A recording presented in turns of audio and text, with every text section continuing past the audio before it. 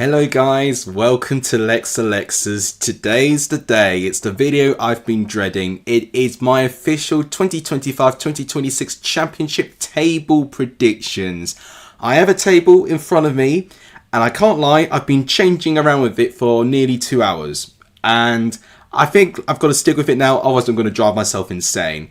So I'm going to reveal the teams from 24 to 1st. It's all part of the fun of trying to wrap your head around what on earth is going to happen in a long 10-month season. And I've got to really prove my point this year. I had an awful table prediction last year, although I've got to say, I think Luton Town, finishing in the relegation zone, threw a lot of us off. I've got to try and prove my point to at least give myself some sort of redemption in terms of these predictions this time around. And can't lie, I really struggled this year. There's so many unknowns this year and so much competitiveness throughout the table actually. So if I have a team that you think it's too high or too low, that could very well be the case. And please do not get annoyed with me. This is just personally how I'm feeling about the teams. What I would love for you guys to do is to be respectful in the comments, but to also predict your tables as well in the comments down below. The subscriber getting the shout out today, I'm going to give a shout out to Cheery XD. Everyone give Cheery XD a shout out. But if you guys like what you see, please smash the like button if you're ready for the 25-26 championship season to start. Please also hit the subscribe button too, as our target for this season is to try and get to 4,000 subscribers. And please also share the channel too, as it's free to do and it really helps. Well, I've got to do this now. Without any further ado, let's reveal my 25-26 table predictions.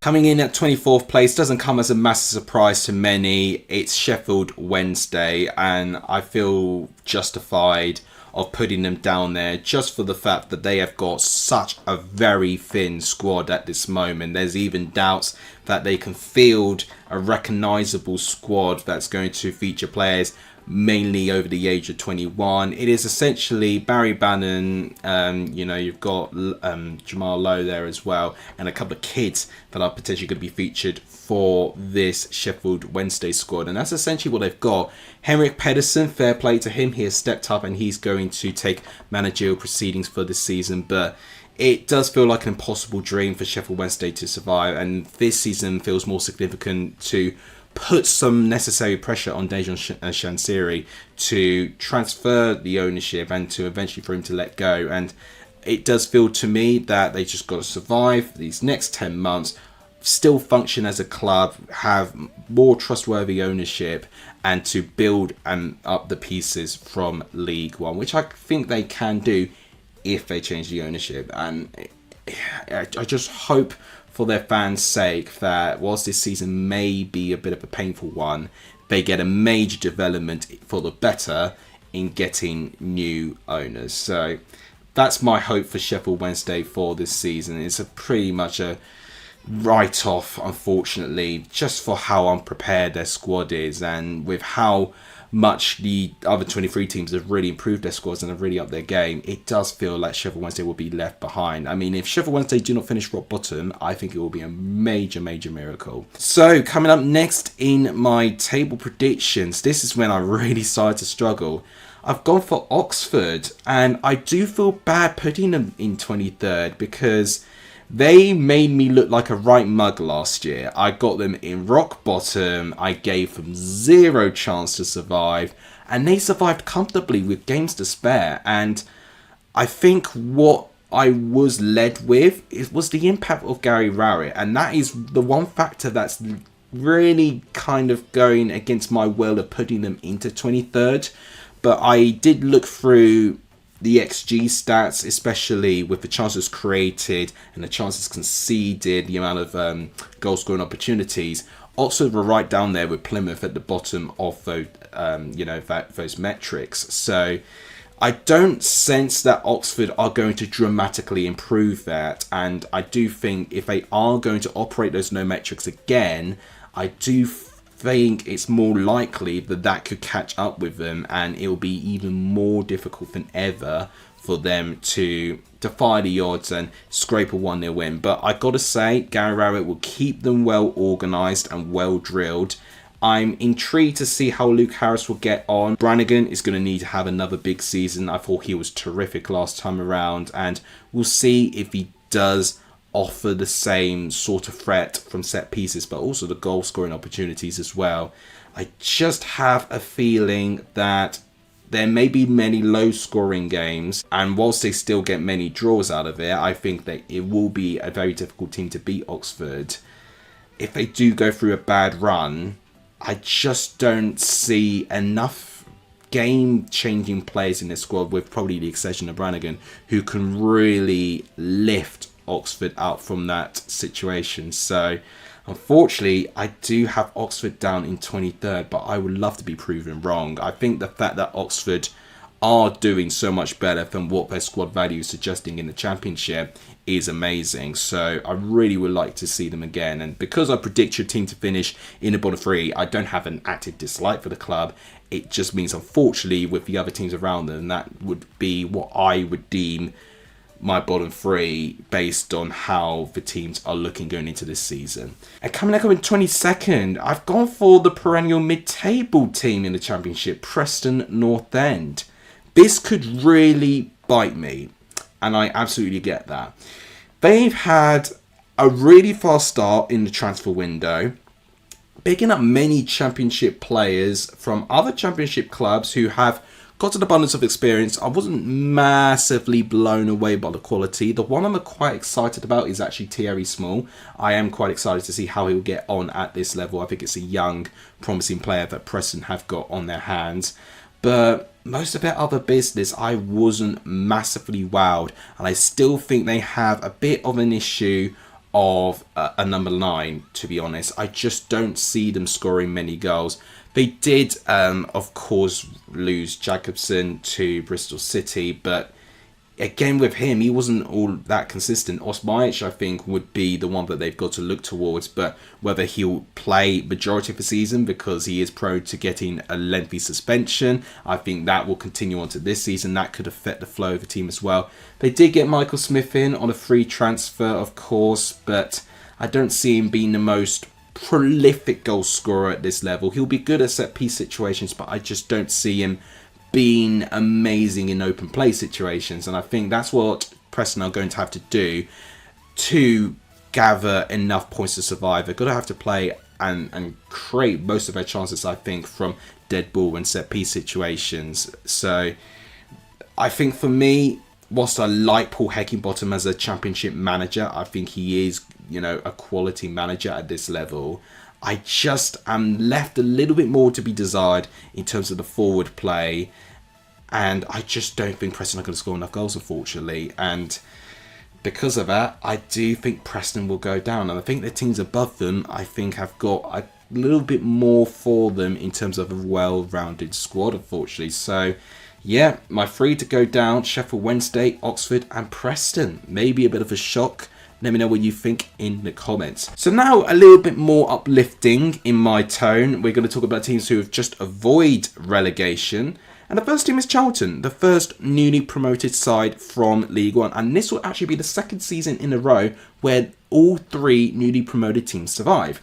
Now, last season it was a little bit more unusual. We certainly had, I think, Derby being a bit of an underdog. They managed to survive, and especially Oxford, who I don't think were given much of a chance. They survived as well. And Portsmouth didn't start so well, but they survived. But the difference is that these 3 newly promoted sides have spent some money, and they really want to try and solidify a good couple of seasons in the Championship.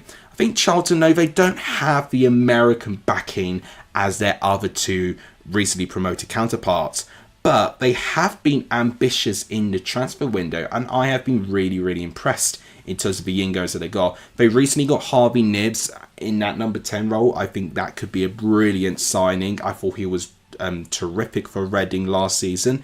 And I was really impressed with a couple of their signings. A good example, Tom Kaminski. I think that's a good transfer, especially to get him in for about £1,000,000. That is brilliant value for money as well, in my opinion.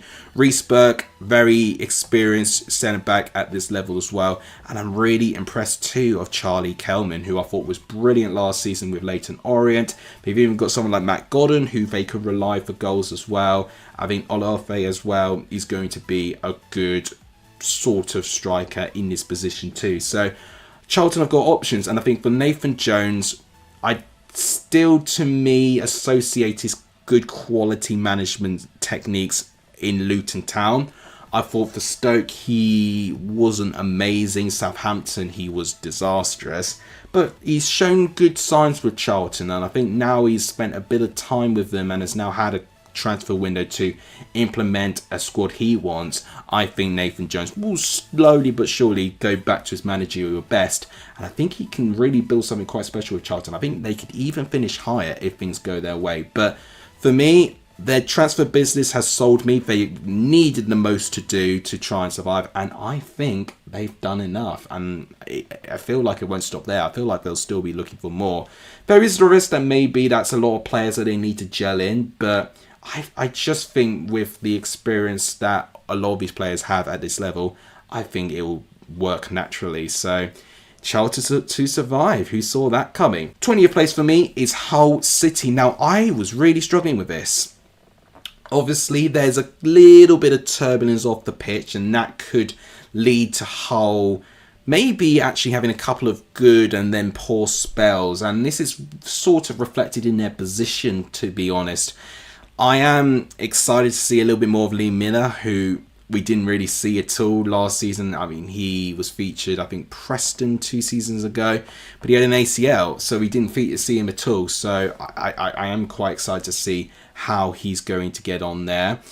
And I still think there is a decent squad there. It's under a new manager, of course, in Jakirovic, who has a decent record with European clubs at least, but I think one thing that is exciting to me is some of the ingoings. To reiterate, Indala, I think, is an interesting wild card. He could turn out to be a good player. Lundstrom comes in with a decent amount of experience too. So I think Hull have strengthened well, and I think they have prioritised some key losses, for them. I would think of Jones as being a good example as centre-back, and then McLaughlin as well. I think just, really experienced players leaving through the door. But despite that, they've replaced well with players that have had experience in even the Championship or upcoming players who I think could offer something a little bit different for Hull. I think whilst the squad does feel a little bit disjointed for me, I am a little bit nervous about Hull. They either, for me, will go through a couple of streaks in form, or they'll struggle completely and could get relegated. But I just have a feeling with enough depth, I think they can survive. And 20th will actually be a one-place improvement. It's a shame it's not a bigger improvement, but I do think the embargo, if it doesn't get lifted and it is confirmed for Hull, I think will limit their chances of improving their squad, and it means that other teams could potentially leapfrog them as well. So I'm going to put them in a low bottom 5 position. Maybe that's a little bit safe, or maybe that's a bit too optimistic, I don't know, but I'm going to put Hull there. I mean, if they do even better for 20th, I'll be quite happy for their behalf, because it certainly was a little bit of a season to forget last time around. 19th place, I've gone for Blackburn. Now, that is a dramatic drop for Blackburn, but it's nothing unusual. In their last couple of seasons, they finished 7th twice, but then sandwiched in between that, they finished in the bottom 6 of the Championship. So it is not unusual for Blackburn to be leapfrogging and just jumping from one end of the Championship table to the next. Now, this could come back to bite me, because I do actually quite like the business they've done. They've not done lots of business, but they have delved into the European market, which they have a pretty good track record of picking these hidden gems who do actually do a pretty decent job. They have still got the likes of Hashi, who I thought did really, really well last season, and Cantwell, I think will be a good player still at this level. But in terms of the players they did get in from the European market, Tavares could be an interesting one. Dion Deneve, I think, will be interesting too. There is certainly some wild cards in there. And McLaughlin, who I just recently talked about from Hull City, he's coming in with loads of championship experience. So I certainly think there is some good there, but I'm still not entirely convinced with Valérien Ismaël as a manager. He started very, very slowly. Blackburn all of a sudden then started trying to pick up their form, trying to get into the playoffs, and then ultimately it just wasn't enough in the end. And I just don't know what version of Blackburn we're going to see. I wasn't too impressed with preseason either, and I don't want to base my predictions too much on preseason, but for me, I wasn't entirely impressed with Blackburn's last outing in preseason either. So they could be a team who could struggle, but they could also similarly put through a really decent run of form. Similar with Hull, because we have seen it before with these established championship clubs now. But for me, I just think it will be quite a dramatic drop-off. A lot of their key players have gone as well. You think of the likes of Andy Weimann, and then you've got to think about the likes of Callum Britton just recently as well, leaving for another championship club too. So there's certainly some disadvantages there, but I think with the players that got in, I think they might just do enough to give Blackburn enough of a parachute from preventing them getting into the bottom three. Coming up next in my table predictions is Wrexham. So this one I think is going to be very polarizing. I can see lots of different creators ranking them all over the place, and certainly there is a bit of a strained opinion in terms of how Wrexham and Birmingham have been approaching their business in the Championship. It is full of money being thrown and dramatically trying to improve the quality of their squad. Now, the difference with Wrexham compared to Birmingham is that they've had successive promotions down to the National League all the way up to the Championship. I'd like to think that's the first time in history we've had 3 successive promotions in this recent, era of EFL football. So while Wrexham are breaking some records, it means they still have quite a bit to do for me to convince them that they will be a stable championship team. And I think this season is going to be about stability and trying to establish themselves at this level. I've already spoke about recently yesterday about the transfer show and the players that they're getting in, and they're ramping up those players in now. And the player I didn't actually mention in the video, which I'm actually quite excited about by, is Lewis O'Brien. The fact that he's back in the Championship excites me. I thought he was brilliant for Huddersfield, and I thought he had good spells when he needed to be involved with Nottingham Forest as well. And I think he'll be a good signing for Wrexham. So you have that, and then you also have the likes of Connor Cody, who will be experienced as a defender too. Josh Windass, who we know is good at this level too. And then you factor in the players that they already got. Matty James, who has played at this level a couple of times. Jay Rodriguez, who of course played with West Brom and Burnley at this level too. So there's so many players I feel in this squad now who have had that experience now, and it doesn't feel as daunting to me when Wrexham immediately got promoted. I think now that they've strengthened their squad, they now stand a much better chance. I am still not sure about Phil Parkinson at this level though. So I felt with the resources with Bolton and the very scarce resources he had, I thought he did a pretty darn good job actually within his first season there. And then when things did get wrong, I mean, ultimately you could just, put it down to the fact that Phil Parkinson wasn't backed. And then I'm looking back at his record with Bradford as well. I thought he did well with them. They were certainly punching above their weight at one stage in the mid-2010s as well. But I still feel, for me, in terms of recent championship records, you would have Phil Parkinson as someone who doesn't have the best win weight percentage in the Championship. And I wouldn't be surprised if Wrexham do get a bit desperate and Wrexham start quite slowly, that they could actually depart the fairy tale with Phil Parkinson and get someone in. Someone like a Danny Rowe who's now available. So I do sense Wrexham, it will be an entertaining season on their parts, and I'm sure it'll feature ups and downs. So in the end, Will 18 feel a bit of a down season? Maybe, but I think they've got to look at it as a season of trying to establish themselves at this level. And I think that will certainly establish them if they do finish in 18th. 17th place, I've gone for Stoke. Now, Stoke, I think, again, there's going to be lots of people that have differing opinions on Stoke. To me, I'm still not going to give them that one great position because I've done it so many times and I've just been wrong each time when I've done it. And I've learned now that even with a quality manager like Mark Robins, we've seen quality managers get chewed up and spit out when they are Stoke City manager. I hope that doesn't happen with Robins because I really am a big fan of his. But I think the squad he's dealing with is interesting. I like the addition of Talaroff from Plymouth. I think he was a bit of a diamond in the rough on that back line for Plymouth last season in the Championship, so I can, see that he will be a good signing there. For set pieces, I'm quite excited with the addition of Sorba Thomas as well. I thought he was decent enough, especially with his first season at Huddersfield Town. Mbamba, I think it's going to be interesting too. Not had a lot of experience in the Championship, so it'll be a bit interesting to assess how he does, but you've also got someone like Aaron Criswell, who's full of experience too. So Stoke have certainly got a good variety and different players operating for different roles. I just sense for me that even with those ingoings, I just feel that there will be too many inconsistencies for Stoke. We've just seen it so many times before that we think that this is going to be the season that they're going to have things click.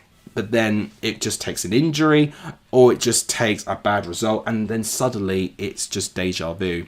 And I think whilst it is an improvement for Stoke, which I think they'll feel a little bit excited about, I think certainly they'll be wanting to try and get a little bit higher than 17. So I can understand if people are going to disagree with me on this one, because I think certainly the business that they've done and the manager that they got available does suggest that Stoke should finish a little bit higher. But I just got enough teams that I just back a little bit more. It just shows how competitive this table is this year. Coming in at 16th place, I've gone for Queen's Park Rangers. I've seen some people actually predict Queen's Park Rangers to go down. I've seen some predict them even lower than 16th. To me, I felt Queen's Park Rangers' squad was certainly overperforming with Marty Cifuentes. But I really like some of the transfers they've done, especially the likes of Kwame Poku, who I've been waiting to see play at this level. So I do sense that there is some really exciting options there. The fact they've still got Ilias Chair is great as well. And Dembele too, I think will also be great having a full season there as well. Julian Stefan, as a manager, has had a decent record whenever he's managed in the French league. We'll see if that translates to the Championship, but I think he's got a good intensity about him, and I think Queen's Park Rangers will not finish too dissimilar to what they did last time around. So I think a low 16th place is, I would argue, quite a safe prediction there. Some may predict them quite a fair bit lower, and maybe some actually a little bit higher with the excitement of Julian Stefan. But for me, I'm just staying in a little bit of the middle at the moment, and I'm not really doing too many gambles at this moment of time. 15th place. Now, this could be my gamble. I've gone for Bristol City to finish as low down as 15th, despite finishing 6th place last year. Sounds absolutely crazy, I know. But you have to put into consideration, Bristol City didn't actually score that many points, but they still got into the top 6. That is something you do got to remember. The amount of points to get into the top 6 was substantially lower last year than it was for this year. And I certainly think in other seasons you would have seen Bristol City maybe finish in the 10th or 11th position. So then this prediction doesn't look like that it's a massive drop off for their part. But for this season, it's all changed. Brand new manager, because Liam Manning was poached by Norwich. Quite disappointing that he would join another Championship club, with seemingly Bristol City a little bit on the up. It was the highest league finish in over 15 seasons. But they've appointed Gerard Struber, which is certainly not the option I would have gone for out of all the other managers they were linked with. But it's not the worst choice in the world. I was a bit of a fan of his Barnsley squad with a couple of seasons ago, and I certainly think they have got some savvy deals over the line. They haven't done too much, but I don't think they needed to. Joe Lumley has come in as a goalkeeper, and that's great because Max O'Leary, when he had an injury last time around, I think it was a major problem. So there is competition in the goalkeeping positions now. You still got, big players, like Robert Atkinson, who was linked for Portsmouth at one stage. He's still at the club, and that's a really, really good bit of business for them. Emil Rees, which I just recently talked about, has joined from Preston as well. And I've got to say, I'm quite excited to see how Adam Randell gets on as well. A really, really good bit of business too. So I am quite excited with some of those players. I just would like to see a little bit more quality going forward, if I've got to be brutally honest there. So I do sense that maybe this one could be one that could come back to bite me. But it's again just down to the combination of the squad probably feeling a little bit dejected in the way that their season ended for their playoff campaign. For the fact that they've got to pick themselves up, brand new manager with an entirely different system as well. So I think that will take time to get used to as well. So I think with all of those things, Bristol City will face a pretty major drop of positioning rise. But I still think they can get, I would dare say, mid-50s, maybe even high 50s in points. So I think 15th place does sort of match that, but again, I wouldn't be surprised if a lot of people disagree with me on this one. 14th place, I've gone for Portsmouth. Now, I was really hoping I was going to put Portsmouth in the top half, but there were too many sides who I fancy to get there a little bit more for what Portsmouth were going to do. But I still think, again, a bit similar to Bristol City, they have not made a massive amount of business, but I don't think it was apparent. They haven't lost really anyone that major. In terms of an in-going point of view, I'm quite excited to see how John Swift gets on with Portsmouth, and if Josh Murphy can have a really good season like the season he had last time, I don't think many predicted the season he was going to have, then I think Portsmouth will be there and thereabouts again. I'm just still not 100% convinced if they're going to drastically improve their away form. That was their major problem, and certainly Portsmouth have really got to make their home games count. They had a really slow start to the season last time around, but had a really tough fixture opening run of games. So I certainly think this time around Portsmouth have got a little bit more chance of having a better start of the season, but they've really got to make that count and not operating to catch up. But I've got to say, in terms of their form, they were playing like they were a side just missing out on the top six. So I wouldn't be surprised if my prediction for Portsmouth is even too low. But just coupled with the fact that I would like to see a little bit more depth in their squad, and the fact that I'm not too sure if they're going to drastically improve their away form, I think it leads me to predict Portsmouth in around 14th. 13th place is Derby County. Now that is a bit of a significant improvement from last season, and that is a full season with John Eustace. I actually wouldn't be surprised if Derby do better. You've got to think about the positions where John Eustace were getting clubs before he moved on. So obviously with Birmingham, they were just below the playoffs before he was sacked, which is, still bizarre in itself.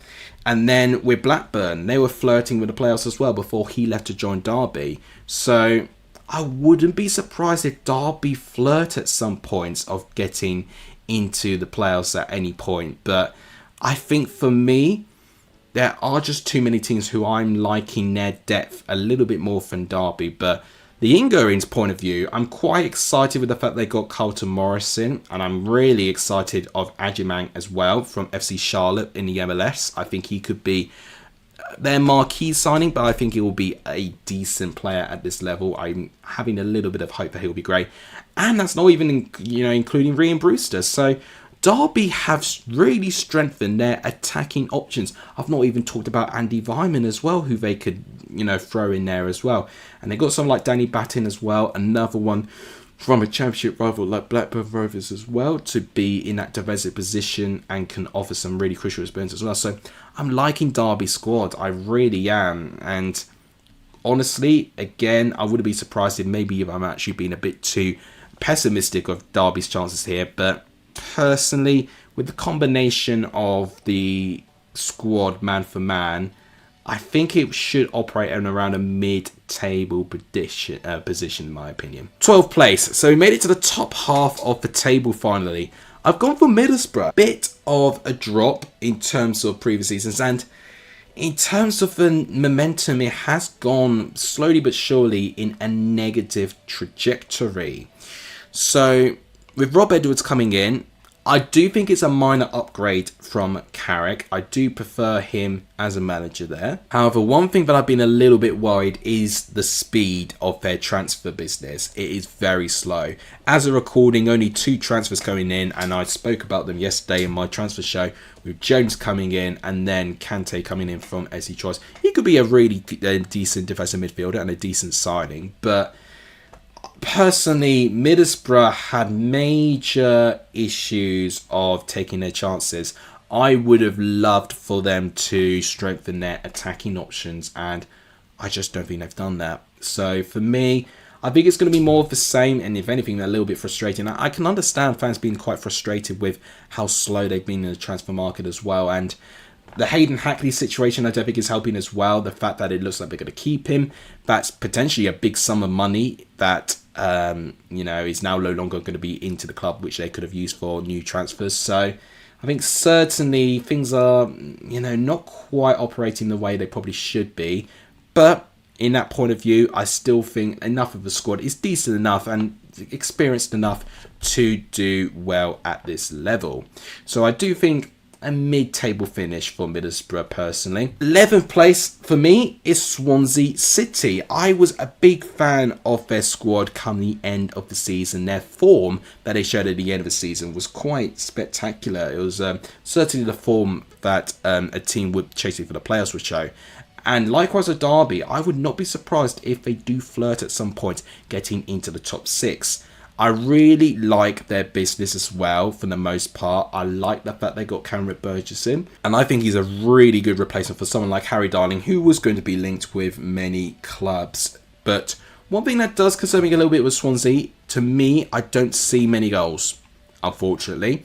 Jerry Yates has just joined Luton Town as well. So you're looking at like Liam Cullen, basically, as one of your main options to try and get goals. I personally think Swansea need stronger options up front, and then I probably would predict Swansea to finish even higher. So for me, 11th sort of feels like the minimum which I think they could get, but I think with positive vibes around with potential changes of ownership, and I think with their form, I think they will continue to do well. Sheehan as well, not too sure about if he's the right man long term, but certainly with the first expectations, I am a big fan of his. So we'll leave Swansea to do a decent season again in 11th. Coming in at 10th place is Watford. Now that is quite an improvement on their last couple of seasons. And if you remember, actually with my early predictions, I was quite negative of Watford's chances. I may have been a little bit swayed by their recent transfer activity because, my gosh, it is ambitious to say the least. And actually looking into Pezzolano, he has done a decent job with his other clubs and has a decent record. I have made the comment before that he doesn't survive more than 2 seasons in his club, so it's a perfect managerial appointment for Watford. Basically, he'll be a short-term manager, potentially doing some really good things here. Some of the transfers I like. Kipianu is a good player who I've been a big fan of in League One. I think he'll be interesting going into this level as well. Iran Kunda coming in, I'm quite excited to see how he gets on as well. 19 years of age. Kiermagard as well will be interesting too. There are just many players that they've got in who I think will offer something different and offer something fun. So I think Watford are in for a pretty fun season. Now, I wouldn't be surprised if they do finish a little bit lower. But for me, I'm a big fan of their business, and I'm actually going to believe the hype that Pezzolano can actually get a decent amount from this squad. So why not? Let's bring Watford back up there in the height of top 10. Coming in at 9th place, I've gone for West Brom. West Brom has been a tough one for me because I have not got a huge sample size of games to determine how well Ryan Mason's going to go. He's been caretaker for Spurs a couple of times, including a Carabao Cup final, by the way, against Man City. But I think the squad he's working with is going through loads of change. They certainly run out of the parachute payments now, and that's shown with the type of manager they're getting in now. And I'm quite interested to see how Hagebo gets on, the new striker from Norway. I think he could be an alright player there. I'm hoping that he will offer some decent competition in that striker position, especially for someone like Daryl DK who just can't stay fit. So I think he will actually be quite an important player, Hagebo, come this season. They still got the likes of Mickey Johnston, who was linked, of course, but he is staying on. Fellows, he's a good player at this level. Moa, I think, is a reliable player at this level too. So there is a decent squad in there, and I'm a big fan of the signing of Nat Phillips as well. So I think individually as a squad, I think it should do it a bit better for ninth. But I think just with the unknown entity of Ryan Mason, I think is just preventing me from putting West Brom even higher. So for me, I think ninth place would suit this side. Eighth place for me is Millwall. Now, Millwall are probably going to be sick to death of eighth place because it seems to be the place that they keep finishing. But I think their squad is just so close. It feels like it's on the cusp of something amazing. But the thing that's holding me back with Millwall is that they could just go through the odd spell where they just do not offer, the sort of same levels as they do. And I think that can hold them up. We've seen it a couple of times before. But transfers-wise, I'm a big fan for the fact that they got plenty of goalkeepers in, including the likes of Kukombe and Bender coming in. And then managing to retain Tanganga, I think is a good bit of business for them as well. And then we're not even talking about the likes of Alfie Dougherty coming into the club, who I think will be a brilliant player and can offer something very different for West Brom, Millwall, as well. So I do sense Millwall have got a better squad than they had last season. All the things should tell me that they should finish above their position. But unfortunately, I just think we've seen one superpower getting promoted from League One. The year one parachute payment teams, I think, are going to be very difficult to stop.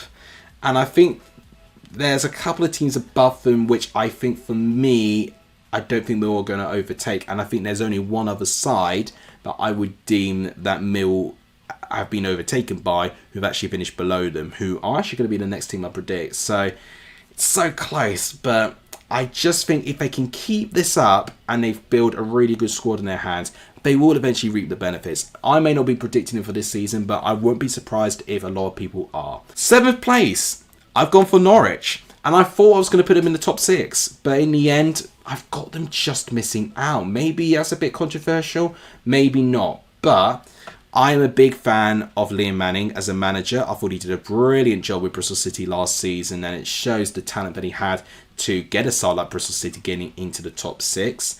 I think he could work wonders with Norwich here. And I especially am a big fan of the transfer business. They have improved their goalkeeper and their defence. That was the major issue of their entire squad last season, but they've addressed it.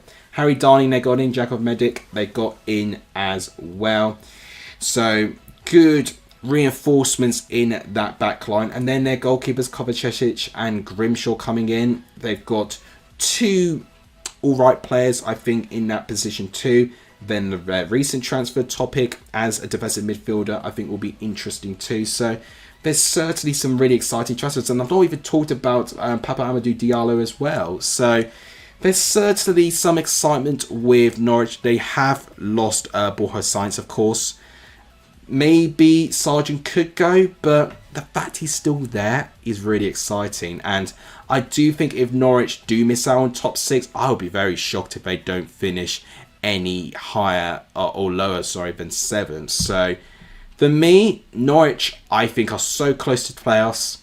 But for me, I do think the top 6 is secured by 6 really well-run clubs at this moment of time. It's a very similar top 6 to what a lot of us are going for as well. But there you go. Here is my top 6. And in 6th place, I got for Coventry. Now, Coventry and Norwich were really head-to-head. I was kind of swapping them around, actually, pretty frequently.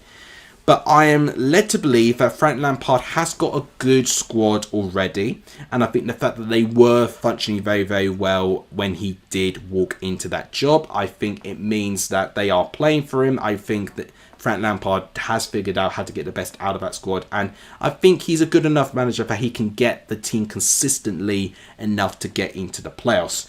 The interesting challenge is for Lampard now is this risen expectation. Coventry are now expected to finish in this position of the table, which I don't think they are quite used to getting quite yet.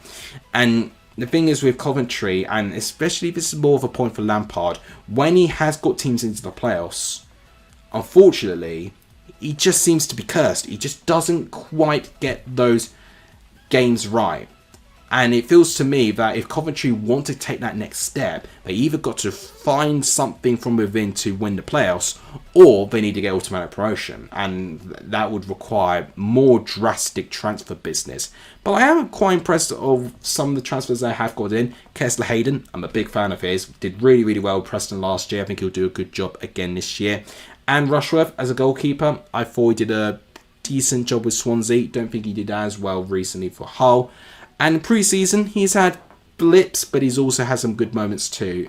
So I do think Coventry have improved the necessary areas they needed to, and they didn't really need to change too much of the squad. But I personally would have liked to see a little bit more quality and depth coming in Coventry. So for me, I think that will prevent them from finishing a little bit higher, but I still think a top 6 finish. Okay, 5th place. There it is. It's Birmingham.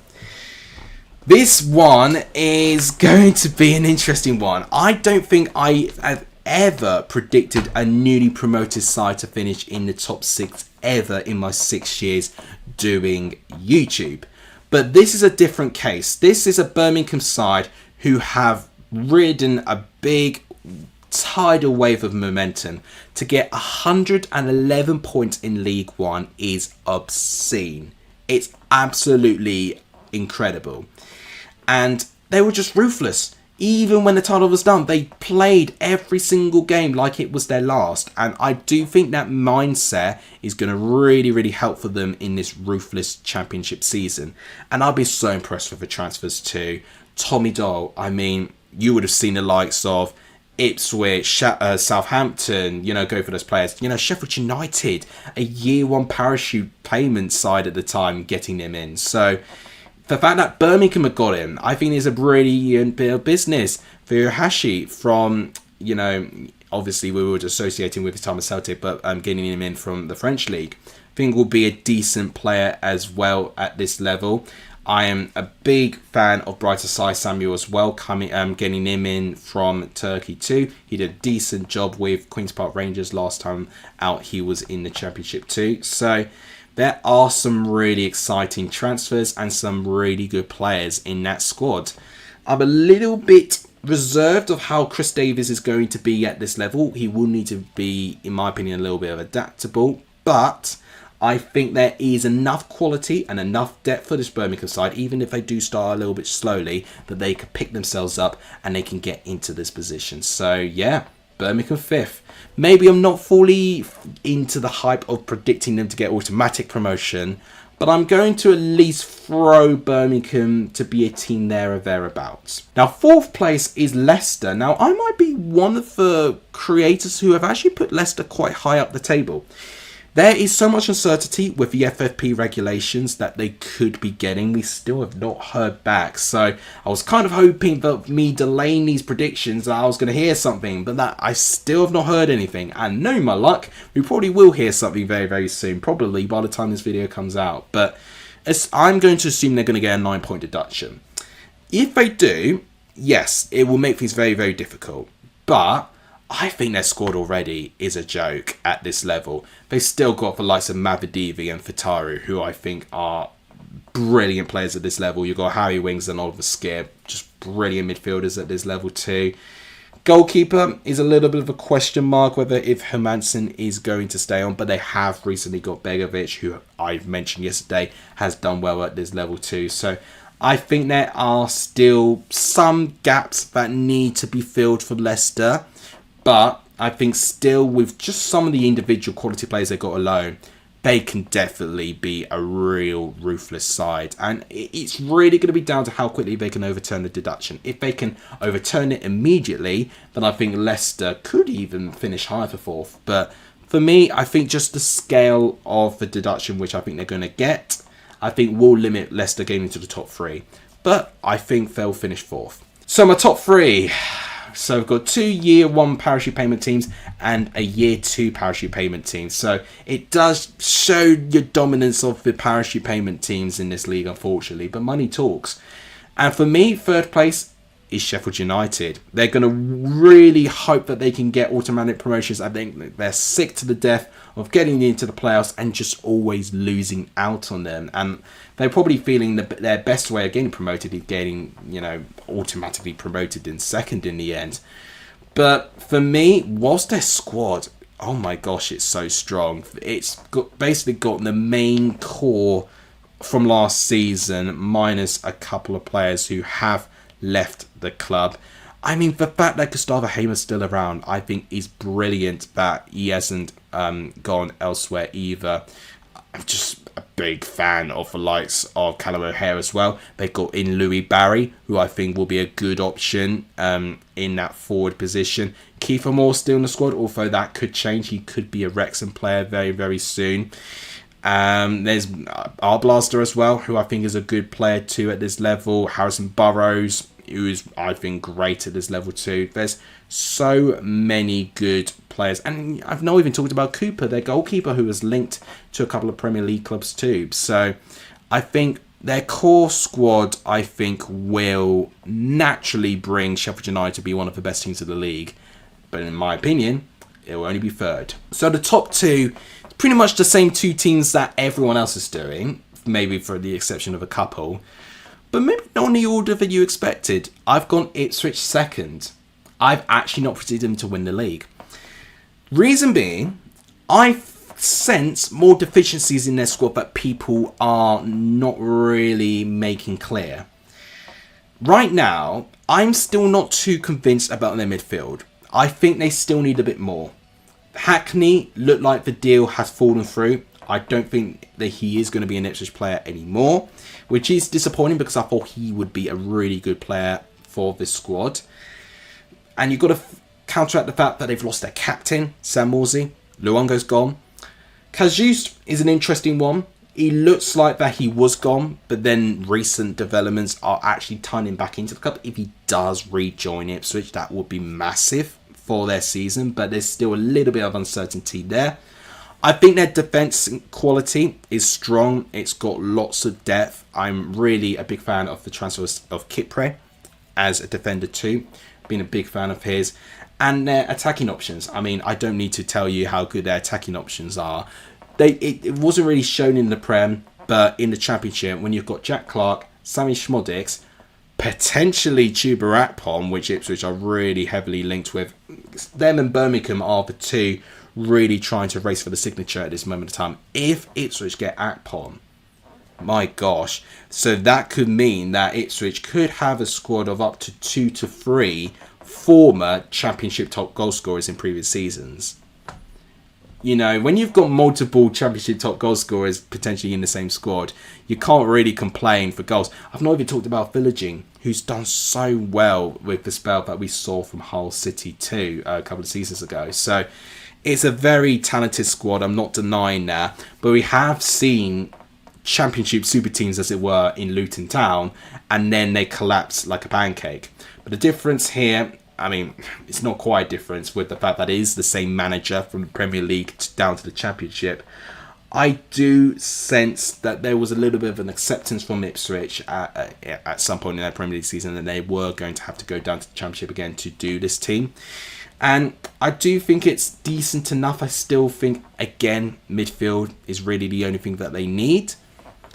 And there could be a doubt that maybe with the fact that they had this big momentum and now it's now tanked, it could affect the players mentally, which is why, again, I'm not predicting Ipswich to win. But for me, I just think with their starting 11, I think they've got to get at least top 2. I've got a little bit of an allegiance with Ipswich, so I don't want to make it seem unbiased. And I think for me, I've compromised putting Ipswich in second, because in a couple of drafts, I actually put Ipswich outside the top 2. But I'm going to accept them in second place. But the team who I've always had at first is Southampton. The fact that Dibbling is still there is unbelievable. Everton are really desperate to get him though. Yeah, that's a big one for me. But the fact that he's still around does excite me. He could potentially feature for a couple of games as Everton are still trying to prove their bits. Fernandes as well, they still go as well. I think that's brilliant that he's still around at the club too. You've got to factor them out that they've got Cameron Archer, they've got Adam Armstrong, Brereton Diaz.